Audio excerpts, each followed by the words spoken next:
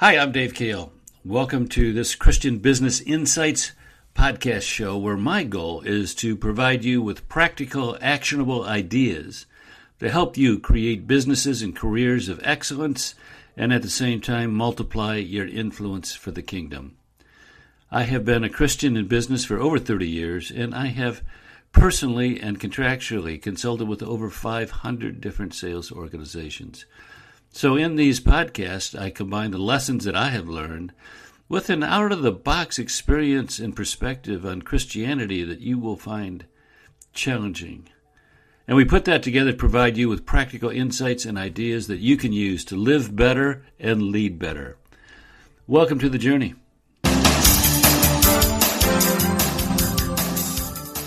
Hi, this is Dave. So what do you do when you find yourself discouraged and you just don't have that motivation to keep going? Well, that's the question I'm going to deal with today. Here's a question and answer. This is a question from a listener or a reader. Let me read it and then respond to it. Here's the question. Dave, I find it difficult to stay upbeat and positive all the time. I have a tendency to get down on myself when something goes poorly and then find it hard to look forward to the next sales call. I can't be the only salesperson who struggles with this. Can you help? Yes, I can. Thanks for asking a question, and this is a question that I believe the vast majority of salespeople, frankly, don't have the courage to ask. Yet, the situation you described is an occupational hazard. Most salespeople have times when they are hesitant to make the next sales call or take the next step because they've just been rejected in the past.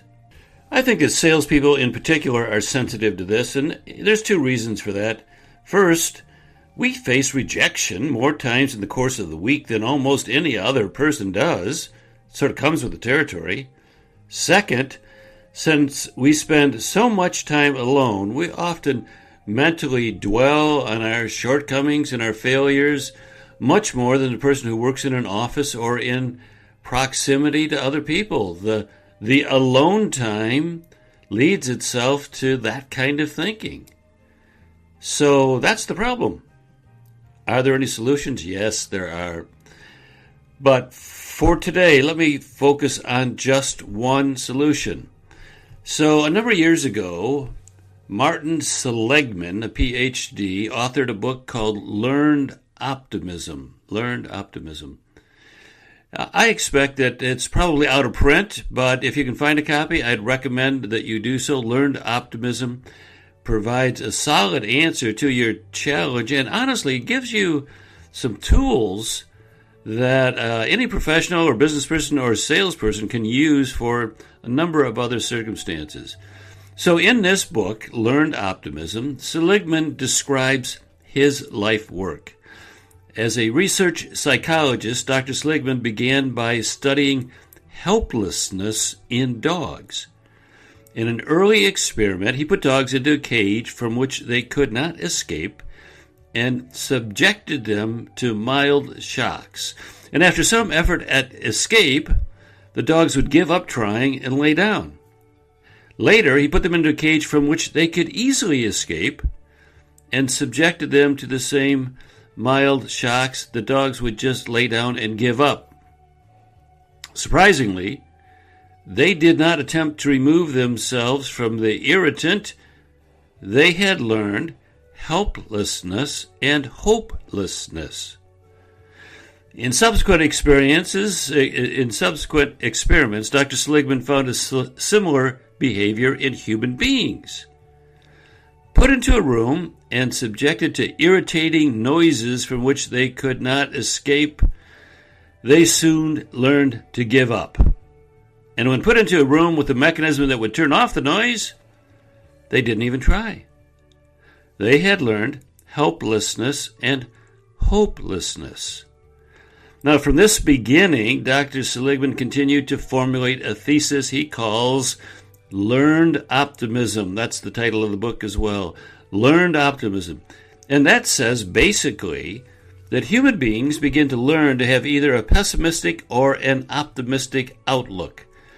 Dr. Seligman's book contains a self-assessment to measure the degree of pessimism or optimism in the reader. Now, his thesis arises from the way people explain negative events to themselves. Now, listen carefully. When something negative happens, as it eventually will, the way you explain it to yourself determines your pessimistic or optimistic attitudes. And he calls this explanatory style. So we all have a pessimistic or optimistic explanatory style. There are three components of that. The first is the degree to which you believe the event will be permanent. Pessimists believe negative events will be permanent, while optimists believe they will be temporary. So that's first. Second, pervasiveness.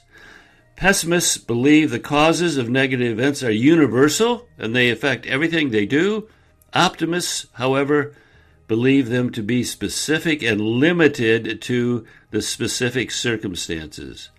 So we have permanence, pervasiveness, and the third is personal. Pessimists believe that negative events are caused by themselves.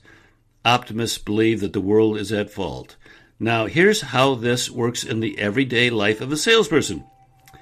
Let's say you visit one of your large accounts and your main contact announces that the vice president for operations has signed a prime vendor agreement with your largest competitor and that all of your business will be moved to that competitor within the next 30 days. That is a negative event. And as you drive away from the account, you think to yourself this, quote, I blew it here. I should have seen this coming. I'm never going to learn to do this job well. I'll blow the next one too. I mismanaged them all. End quote.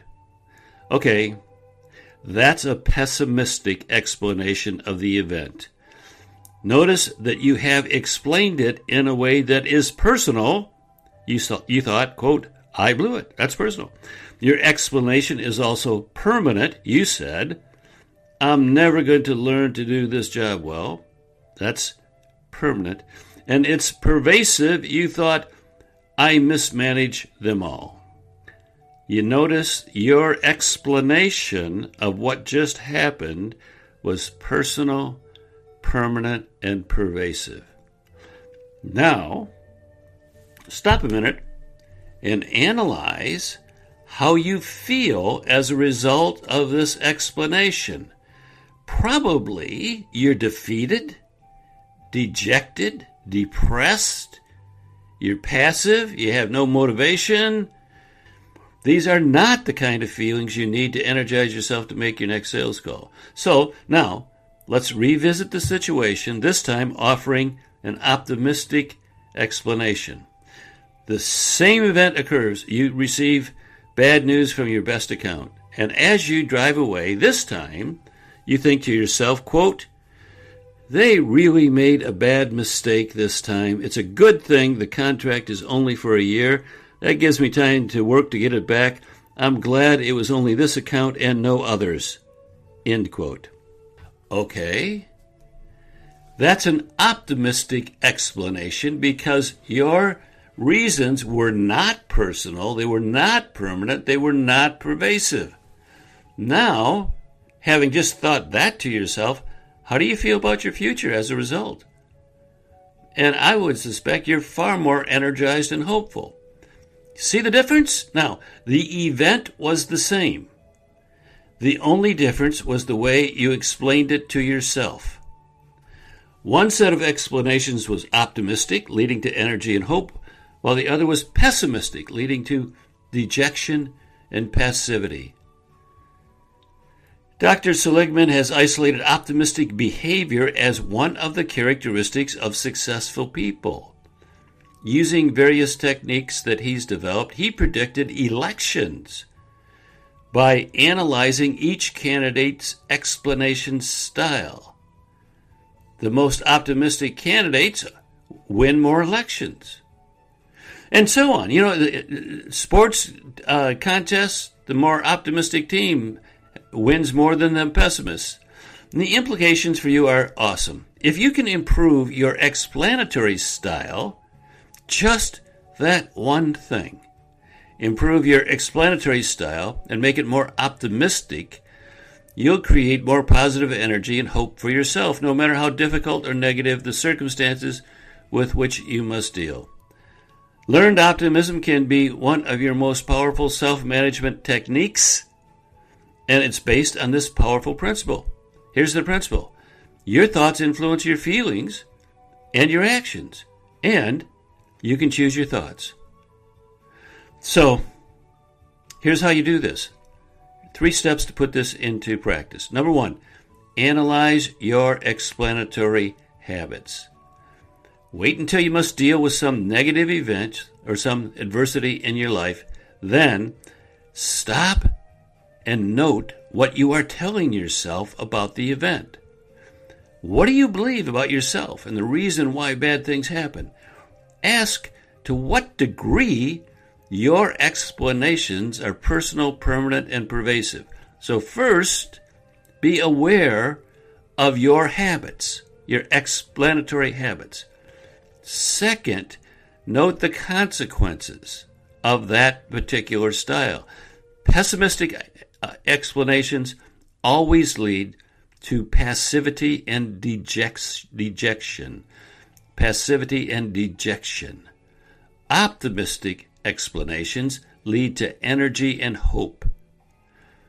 Which of those two is more likely to propel your future success? Isn't it energy and hope? Of course it is. Step 3, if you are pessimistic, you must change the way you think. Your future success depends on your ability to rise up and meet adversity with renewed energy and optimism. And you can do this by choosing to think differently. Dr. Seligman makes the following suggestions. Number 1, distract your thoughts. In other words, when you find yourself thinking negative and pessimistic thoughts, tell yourself to stop. You can even say it out loud. Or if you're in your car, shout it to yourself. Stop. Just stop.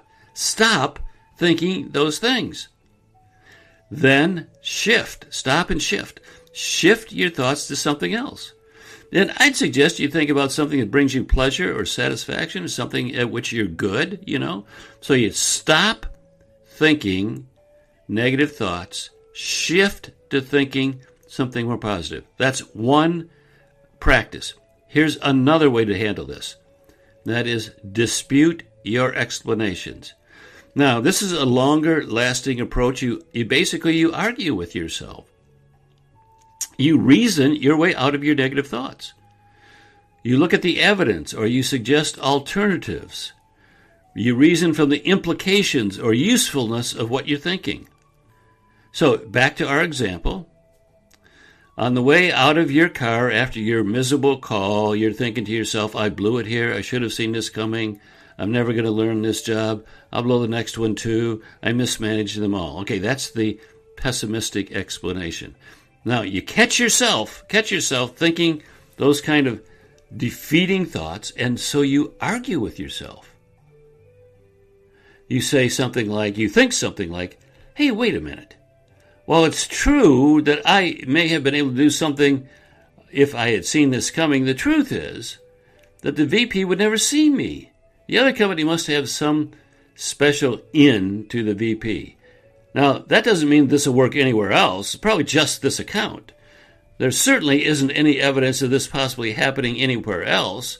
And the truth is, the entire purchasing department is not happy about this course of events. If I stay close to this account, they may find lots of reasons to continue to do business with me. Now, what you've done, you see, is argue with yourself. And you've looked at the rationale, and you've given yourself positive rationale. And as a result, thinking differently, now you have more energy, you have more hope, and therefore more likelihood of success in the future. Bottom line is this: you can change your thoughts. You can choose to think differently. You can choose to believe differently. And that fundamental decision about how you think can, more than any other single decision, affect your future success. Dr. Seligman discovered through his scientific research a truth that has been known for thousands of years, given scientific evidence for something that some folks have known all along. The Apostle Paul, writing in the book of Romans, counseled new Christians to, quote, "Be transformed by the renewing of your mind," end quote. That's from the Bible. Be transformed by the renewing of your mind. And King Solomon, even 1,000 years before the Apostle Paul lived, said, "As a man thinks in his heart, so is he." Your choice of what to think and how to think about what happens to you is one of the most important choices you will ever make. So when you find yourself feeling depressed, dejected, or with little energy, recognize how you're thinking and think differently. Whew. Okay? That's it. We're done. Bye-bye.